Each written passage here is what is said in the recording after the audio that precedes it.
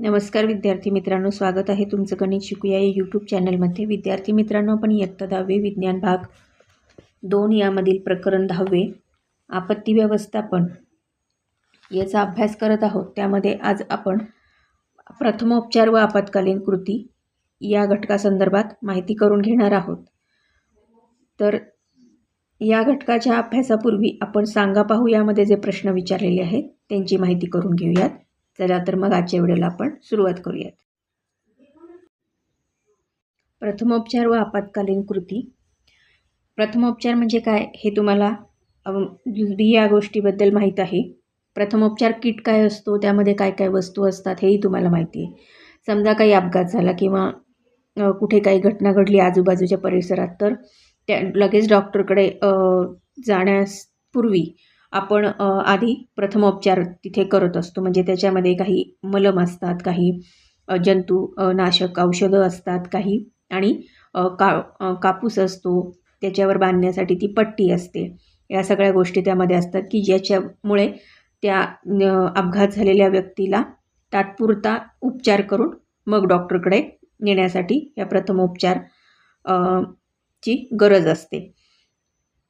तर ह्या गोष्टीचं जर तुम्ही माहिती करून घेतली तर तुम्हाला सुद्धा या गोष्टींची कधी गरज पडली तर त्याचा उपयोग तुम्हाला करून घेता येऊ शकतो.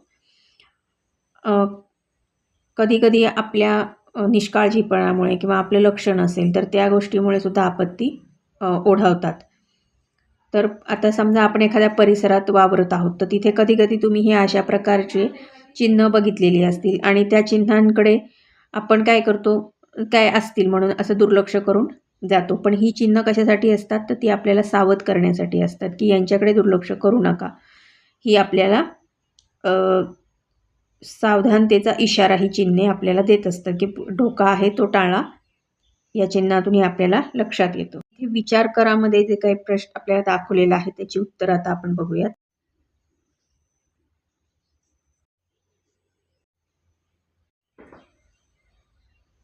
आता निरीक्षण करा. इथे ही जी 10.4 ही विविध कृती दाखवलेली आहे, तर ही जी चित्र आहेत ती कशा संदर्भात आहेत ते सांगा तुम्ही, आणि याचे प्रत्येकाचे आपत्तीच्या व्यवस्था संदर्भातली महत्त्वसुद्धा स्पष्ट करा. अशा इतर कृती कोणत्या आहेत हे पण तुम्ही यातनं सांगा.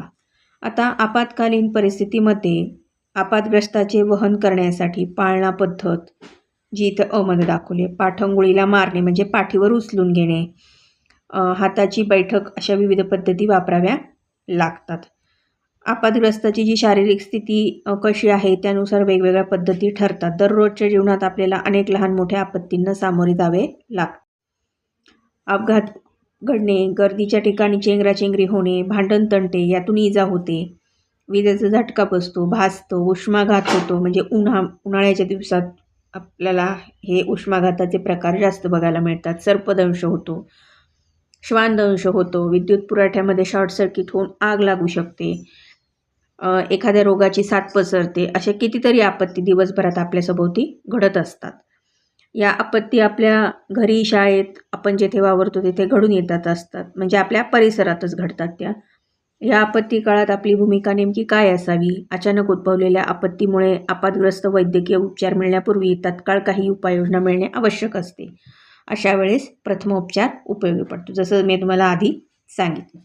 तर आता प्रथमोपचाराच्या संदर्भात हा जो ओघ तक्ता आहे तो आपण इथे पूर्ण केलेला आहे की प्रथमोपचाराचे उद्देश काय आहे. लगेच उपाययोजना करणे, वैद्यकीय मदत मिळेपर्यंत आपत्ग्रस्ताला उपचार करणे, आपत्ग्रस्ताला सुरक्षितता त्याच्यातून आपल्याला देता येते, त्याचे आपत्ग्रस्ताचे रुग्णालयापर्यंत सुलभ वहन करता येते.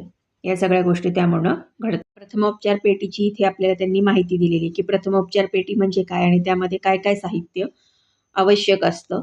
तर हे त्यांनी इथे आपल्याला ह्या तक्त्यामध्ये दिलेलं आहे. जसं मी काही गोष्टी तुम्हाला आधीच सांगितलेल्या आहेत, तर अजूनही त्याच्यामध्ये इथे त्यांनी जोडलेल्या आहेत अजून गोष्टी ज्या मी तुम्हाला आधी थोड्याशा सांगितल्या होत्या, त्याच्यासोबत अजून दुसऱ्या आहेत. अभिरूप सराव. आता अभिरूप सराव म्हणजे काय, तर आपत्कालीन परिस्थितीमध्ये तत्परता ही खूप गरजेची असते की पटपट पटपट तिथे मदत कार्य करणे, तिथली ती परिस्थिती ती आटोक्यात आणण्याचा प्रयत्न करणे. तर आणि तयारीची स्थिती ही काय असते, कमीत कमी वेळेत मोजण्याचं हे एक साधन आहे, त्याला अभिरूप सराव असे म्हणतात. मग कोणतीही आपत्ती आली तर तिच्याशी संबंधित जी प्रतिसाद प्रक्रिया आहे ती तपासण्यासाठी एखादी आपत्ती ओढावल्यानंतरच्या स्थितीचे आभासी संचालन करण्यात येते. म्हणजे आता इथे काही परिस्थिती आलेली नाही आहे, पण समजा अशी परिस्थिती आली तर आपण काय काय ते ज्यांना प्रशिक्षण दिलेले आहे ती लोकं काय काय करू शकतात, काय काय कृती त्यांनी पटपट केल्या पाहिजेत, यासाठी जी आपत्ती निवारणासाठी करण्यात आलेल्या नियोजनाप्रमाणे कृतींची जी अंमलबजावणी आहे ती यशस्वीरित्या होते का नाही हे पाहण्यासाठी प्रशिक्षण घेतलेल्या व्यक्ती त्यांना देण्यात आलेल्या कृती पार पाडतात.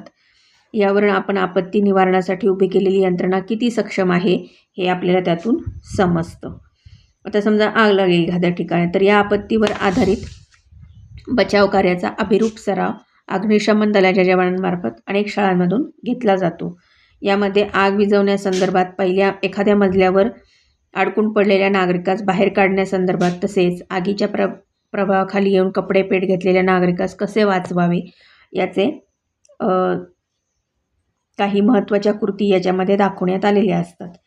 आणि पोलीस दल तसेच विविध स्वयंसेवी संस्थांमार्फत देखील असे उपक्रम राबवण्यात. या अभिरूप सरावाचे ध्येय बघा इथे त्यांनी सांगितले आपल्याला, आपत्तीस देण्याच्या प्रतिसादाच्या तयारीचे मूल्यमापन करणे, आपत्ती नियंत्रण विभागात समन्वय सुधारणे, स्वतःची कार्यक्षमता ओळखणे, आपत्तीला जलद प्रतिसाद देण्याची क्षमता वाढवणे, नियोजित कृतींची यशस्वीता तपासणे, संभाव्य त्रुटी आणि धोके.